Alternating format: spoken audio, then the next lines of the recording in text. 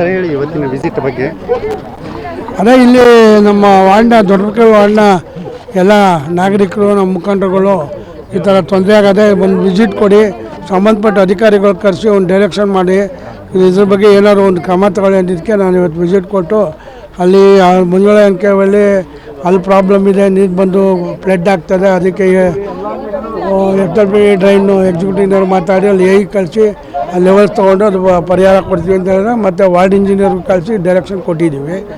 ಇಲ್ಲಿ ಏನು ಸ್ಯಾನಿಟ್ರಿ ಏನು ಮಾಡಿದ್ದಾರೆ 110 ವಿಲೇಜ್ನಲ್ಲಿ ಬರ್ತಕ್ಕಂಥ ಟೆಂಡರ್ನಲ್ಲಿ ಅದು ಲ್ಯಾಟ್ರನ್ ಮಾಡಿ ತಂದಿಲ್ಲಿ ಬಿಟ್ಟಿದ್ದಾರೆ. ಅವರು ಮುಂಚೆನೇ ಮಾಡಬೇಕಾಗಿತ್ತು, ಪಂಪಿಂಗ್ ಸ್ಟೇಷನ್ ಮಾಡಿ ಅದನ್ನು ತಂದು ಇಲ್ಲಿ ಕನೆಕ್ಟ್ ಮಾಡಬೇಕಾಗಿತ್ತು. ಪಂಪಿಂಗ್ ಸ್ಟೇಷನ್ ಮಾಡಲ ಏನು ಲ್ಯಾಟ್ರನ್ನ ವರ್ಕ್ ಮಾಡಿದ್ರು ತಂದಿಲ್ಲಿ ಬಿಟ್ಬಿಟ್ರು.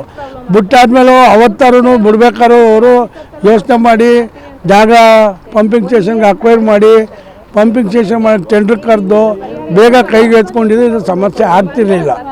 ಅದು ಮಾಡಿಲ್ಲ ಇಲಾಖೆ, ಅವರ ಬೇಜವಾಬ್ದಾರಿ.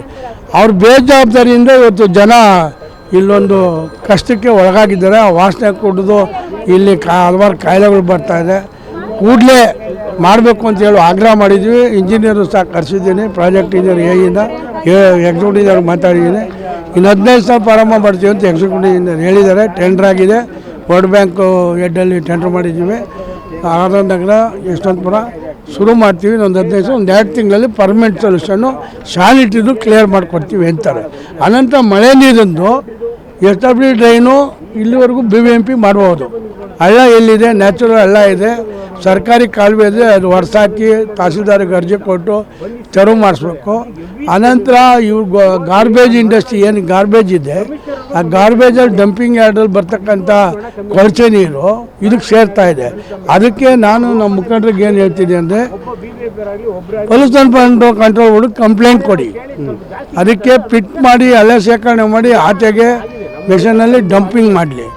ಒಂದು ವೇಳೆ ಇಲ್ಲಾಂದರೆ ಡೈನ್ ತೊಗೊಂಡು ಯಾವ್ದಕ್ಕಾರ ಕನೆಕ್ಟ್ ಮಾಡಲಿ. ಎರಡೂ ಮಾಡ್ದೇ ಔಷಧಿನೂ ಹೊಡಿದೇ ಸೊಳ್ಳೆಗಳು ಅಕ್ಕಪಕ್ಕ ವಾಸ ಮಾಡೋಕ್ಕಾಗ್ತಾಯಿಲ್ಲ. ನೆನ್ನೆ KDP ಮೀಟಿಂಗಲ್ಲಿ ಮುಖ್ಯಮಂತ್ರಿಗಳು ಹೇಳಿದ್ರು, ನಗರದ ಹೊರಭಾಗದಲ್ಲಿ ಒಂದು 25 ಎಕರೆ ಅಕ್ವೈರ್ ಮಾಡಿ ಕೂಡಲೇ ಏನು ನಗರದಲ್ಲಿ ಉತ್ಪತ್ತಿ ಆಗೋಂಥ ಗಾರ್ಬೇಜ್ನ ಗೊಬ್ಬರವನ್ನು ನಾವು ಡಂಪ್ ಮಾಡೋದಕ್ಕೆ ವ್ಯವಸ್ಥೆ ಮಾಡ್ತೀವಿ ಅಂತೇಳಿ ನಮ್ಮಿದ್ರಿಗೇ ಜಿಲ್ಲಾಧಿಕಾರಿಗಳಿಗೂ ಮತ್ತು ಎಲ್ಲ ಅಧಿಕಾರಿಗಳಿಗೂ ಡೈರೆಕ್ಷನ್ ಕೊಟ್ಟವ್ರೆ. ಈಗಾಗಲೇ 2 ಕಡೆ ಮಾಡಿದಾರಂತೆ. ನೋಡೋಣ, ಮುಂದಿನ ದಿನ ಕಾದು ನೋಡೋಣ. ಏನು ಪರಿಹಾರ ಸಿಗ್ತಿಲ್ಲ ಅಂದರೆ ಹೋರಾಟ ಇದ್ದೇ ಇದೆ.